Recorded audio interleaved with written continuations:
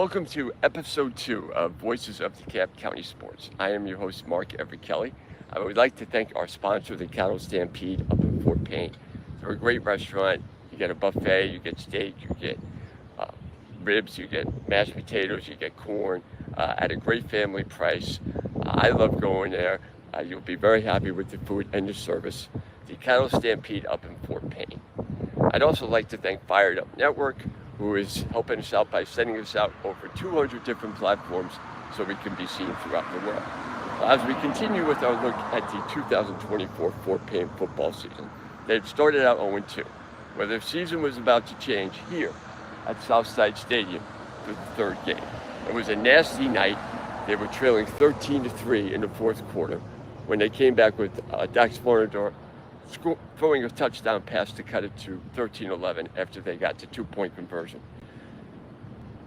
Still, with only 2 minutes and 18 seconds left, they were driving down the field again when Connor Hughes took the field for a 55-yard field goal attempt. Now, he had hit a 57-yarder in the first half, but this, with the weather, talking driving rain, I remember I was coming home from Sylvania listening to the game on the radio. And as he lined up for the kick, I know Connor could kick. Believe me, Connor is one of the best field goal kickers you'll ever get to see. Forget about high school, just overall. I was saying, gee, I don't know if he can really do this. Well, 80s rock icon Richard Marx had some words in a song that went, "Welcome to the big time. You're bound to be a star." No?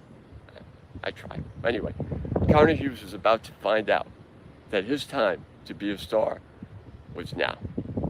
Connor and I talked about it when he stopped by the Cattle Stampede. After you guys start 0-2, you had some success, right? Your 4 years there. What went on kind of in the locker room heading into the game against Southside? Uh, Same thing that always goes on, just being focused and just knowing what to do, what we had practiced with all week, and just go out and do your job like you're supposed to. Nothing really changed because we trusted in what we had prepared to do, and we knew that if we went out and did like we were supposed to, that we could win the game. Take a little Bill Belichick, just do your job, right? Yes. Yeah. And you guys start out where they pretty much dominate. They have a lot of big plays. They ran for like over 260 yards, I believe, but the defense never broke. They would bend, but they didn't break. Yes. And then you guys worked it to where you're down 13-3 in the fourth quarter, and then you come back late. I know it was really bad weather out there that night, right? But the good part for you is explain kind of the first half when you made that long field goal, I believe 57 yards. Yes, sir. Was there any kind of doubt or was a win with you? Or like, how do you kick and win that bad and be confident? Really?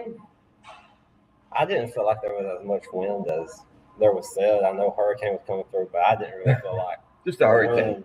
Yeah, I don't feel like the wind was as bad as it was said to be. But really, just can't overthink any of it. Just go out there and just make the same kick you always do. Can't aim it too far one way or the other. The wind will take hold of it and move the ball. But that night, on that going that way, wind was more to our back, so it don't matter anyway. Just kick it, just normal down the middle. Okay, so both times that you kicked, you had the wind at your back. Yes, sir. Okay, so you weren't kicking against the wind. Yes, sir. Do you ever see Adam Vinatieri's field goal in that Tuck game? I think so. He hit, I believe, like a 44-yarder in the driving snowstorm, and he had to kick it almost low. Yeah. Because if you got it up too high, you wouldn't have had the distance. What do you think was like the toughest kind of kick to make? Would that be one of them? That was. If you're watching that game as a kicker, you're saying, how the heck did that guy make that kick? Yes, that is a hard kick to make. Preferably, I hate it when the wind's going back and forth, kind of like across the field goals, because then it makes it to where it'll push the ball out of it. If it's in your face or going with you, it's more just straight on, less aiming part of it. But when it's going back and forth across the field goal, I personally think it's harder because if you hit it just a little bit wrong, the wind will carry the ball out of the goalpost. Wow. Yeah, I think a lot of people just kind of accept, okay, there's a field goal kicker. You don't really realize like the mental game you have to have. Yeah. Just go out there and try and make a field goal. I compare it to kind of like a hockey goalie, where you gotta be on all the time, stopping shots. With the limits that you have, whether it's length or whether it's just got to narrow through the goalpost, that's got to take a certain amount of discipline and a certain amount of skill, obviously. Yes. Going into the fourth quarter, you guys are down by 10 points. You have a drive where Barnador completes a touchdown pass to Carter Tinker. You guys make actually a 2-point conversion. After, wasn't there a penalty? You kicked the extra point, it was a penalty, and then you wanted to Yes, I think they jumped off sides. Yeah. So now you know a field goal wins the game. Yeah. As you guys get the ball back, because you had a turnover, I believe, you get the ball back, and you're going down. And the play before you're about to kick the field goal, Dax gets sacked. Coach Elmore said Dax was pretty mad that he took a sack. And Coach said he's trying to talk to him about, just calm down. And he's thinking he's not going to hold the ball right because you're going to screw something because he's so angry. Did he say anything to you? Like, did you get that sense when you ran on the field? I never really talked to him before the kick. He may say something to me or right as he's going down to hold it. But I knew he'd be mad. That's how he is. He makes a mistake, he's going to get upset about it. And you lost about maybe 5-10 yards. How much? So what are you thinking when you're on the sideline? You're like, wait a minute. I had a probably 49-yarder. Now I got to kick a 55-yarder. When I go out there, I actually don't look at the distance. Why? I just trust that I can make it wherever it is. So I just go out there and I don't, because looking at the distance may get with you or something. Like, oh, that's a farther one. But if you don't look at the distance, it's just everything's just an extra point at that time. So just kick it all the same. Wow. So, I mean, you actually got to put more light into further kicks. Yes. But what you said is interesting. It's kind of like an extra point. Yes. Same the mentality, you just kick hard. And really, for me, I kick my extra points the same that I'd kick that 57. Oh. I don't do less leg or anything because then that changes tempo and rhythm of your kick. So you're more liable to make a mistake to miss the kick. So I just kick everything the same, and it don't matter if it's extra point or if it's 57-yarder, it's going to be the same kick. But I know it won't affect him. He'll just move on next play. So I had full faith in him to have a good hold. As you're getting ready to run out in the field, anybody say anything to you? I really don't remember. I know their Southside's line was yelling at me a little bit, asking if I could do it again. Really? But other than that, I don't exactly remember anything else being said to me. Did you say anything if you made the kick? I don't think so. Okay. Yeah, I figured you wouldn't. But I mean, if they're chopping at you before the kick, must have felt good to make that. Yes, it did. But there's still 2:18 left in the game, and your defense had to come up big. They wound up ending the game, and then you guys had your first win. And then that kind of vaulted you into your long win streak. Then it was another game until you guys lost at Oxford. How did it feel as a unit to win a game that you were down by 10? And what did it show you as a team? What kind of confidence did it give you guys? It gave us confidence that we could. We were still a good team. We knew there was still some things we needed to work on, but we came away with the win. So, of course, have more confidence in the team, but just continue to work to get better because obviously in that game we weren't perfect and there was still things we needed to work on. But just keep working hard. But we had more confidence in ourselves that we could win games and start a run. Well, Fort Payne got their first win. When we come back, we're going to take a look at a game against Mae Jemison, which this guy had a pretty good game.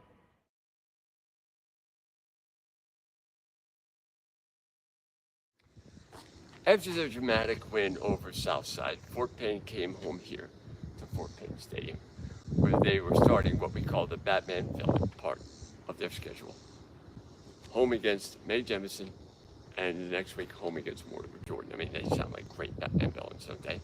Well, against May Jemison, their offense came to play, and they had a coming out party.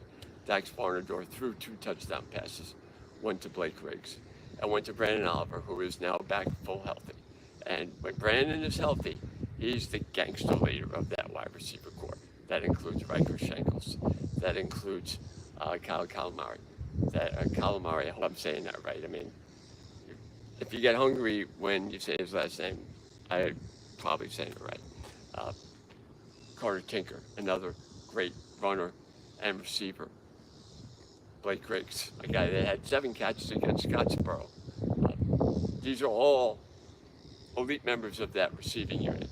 And Brandon especially, him and Dax just had such a great chemistry that they developed over their first 3 years that they were now getting to enjoy as seniors. I got to talk to the 2 of them about it after their win.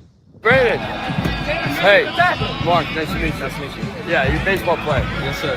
You were in the North-South game, right? Yeah.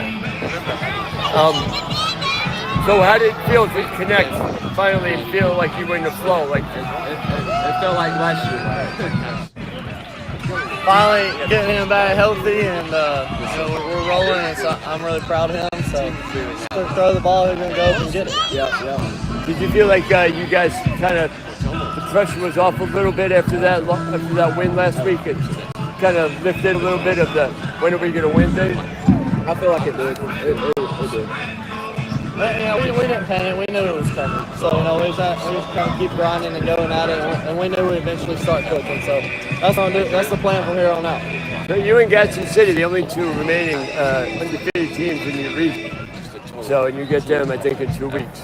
You guys just keep plugging, because your offense is just going to start kicking into gear. All right? Like, I love being on the sideline here and getting to interact with the kids after the game. I mean, sometimes I had to chase them down, but the kids love to be interviewed.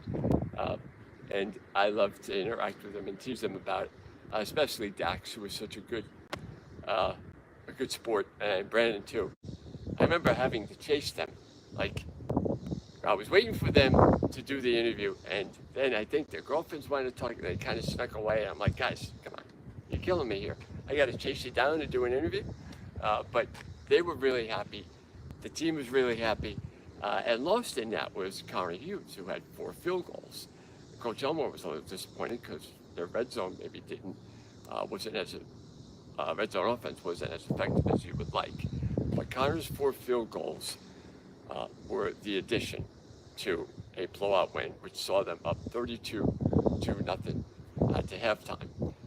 Riker Ingalls, by the way, had a blocked punt for a safety.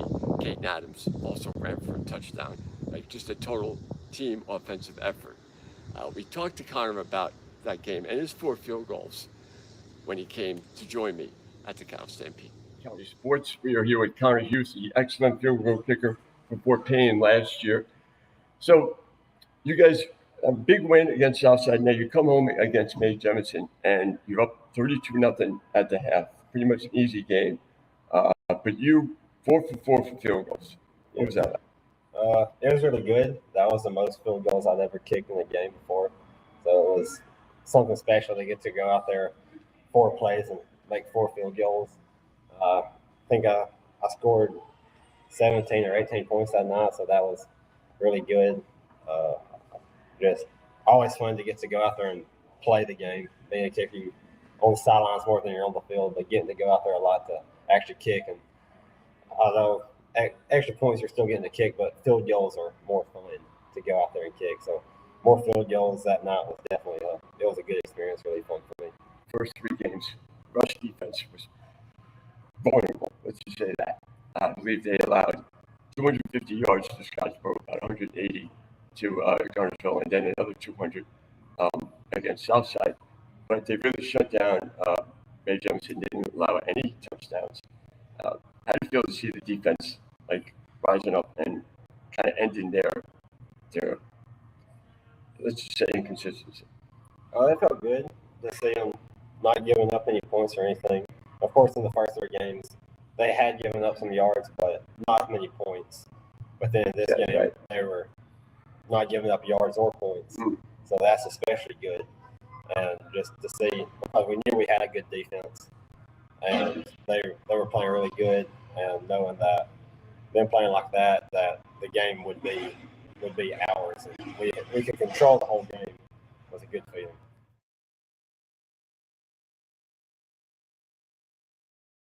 In comes Jordan.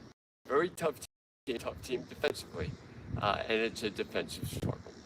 Fort Payne opens up a 10-0 lead on a Connor Hughes field goal and on a Carter Blaylock touchdown reception from Dax Farnador, who finished 24 for 30 for over 250 yards. But the key to this game for the Wildcats was their second very strong defensive effort. Here's how it went. Leading 10-0 at the end of the first half, Mortimer Jordan drives down, facing a 3rd and goal at the 1-yard line, and Fort Payne's defense comes up big and stops him.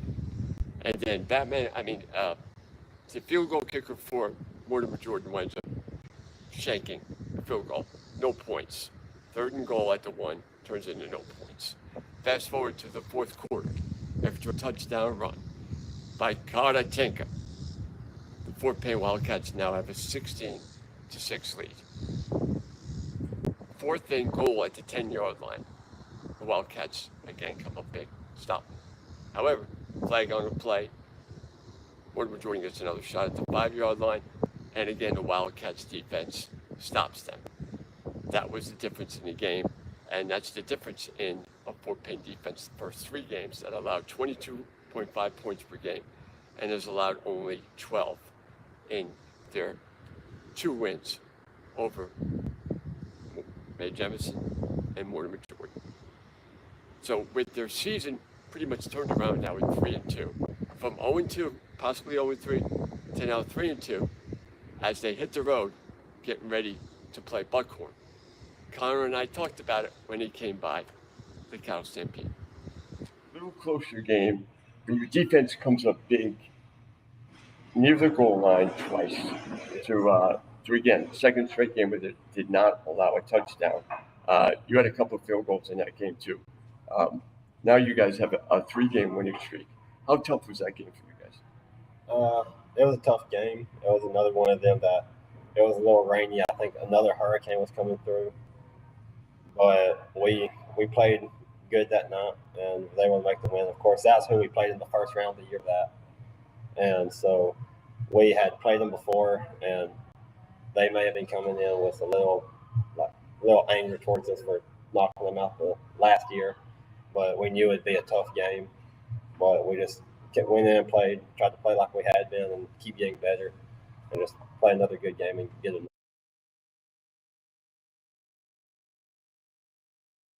Sports, I am Mark Everett Kelly right here with Connor Hughes, the excellent kicker from last year's Fort Payne football team. Now you got Buckhorn. You guys won 3 straight. And as we're looking at the stats, they outgained you, but you might up winning by 35 points. A statistical anomaly, I believe they would call that. But again, the defense, a little bend, but don't break. Yeah. They, especially towards the beginning of the game, they would drive a little bit, maybe drive for about 50 yards, but we'd stop them, get the ball back, and we'd score. And if I remember, I think we were scoring a little more quickly that game. Mm-hmm. I know at the beginning of the second half we had a kickoff return for a touchdown as well. And so defense played another really good game that night of just stopping them, keeping them from getting any points. So, 42-7. You guys are now 4-2. On the road, you want to win in that game. You're Connor Hughes, and we're going to play a little game with him, see how well he knows his teammates in 2024. Name that number. Okay, I can give you a number. You're going to tell me who it was. All right. 45. Like Caden Adams? Yes, Caden Adams. Go for 1. 6. Blake Griggs. There you go. 2 for 2. 9. 3 for 3. All right. You can try it a little bit harder. 42. Lucas County. Oh, wow. 4-4. All right. One more. Let's see. Patrick Buffington. There we go. What's the number? 15? Number 7. Number 7. That's right. Not bad. 4 for 5. Connor, thanks for coming down here. Yes, sir. Pleasure talking to Thank you. you for having me. This is check him out. Connor Hughes. Great season last year for Fort Payne. As we look into the 2024 season, it was great having him here to go over a season with us. Good, man. Thank you for joining us here on Northeast Alabama Sports Live. My name is Mark Everett Kelly. Thank you to our guest, Connor Hughes, and his very strong right leg that took an 0-2 season and turned it into 4-2 after their win at Buckhorn 42-7. A special shout out to our sponsor, the Cattle Stampede over here in Fort Payne. Great food, great buffet, great price. Like your family will love it. You love meat, you love mashed potatoes, you love steak. You got to go down and check it out. Believe me, you will be glad you did. That's all the time we have for today. As we see Fort Payne go from 0-2 to 4-2, we will continue on with the third part of their schedule, starting with a very big game at Gadsden City that will determine who wins the region. Thank you once again for joining us here on Northeast Alabama Sports Live. We will see you next week.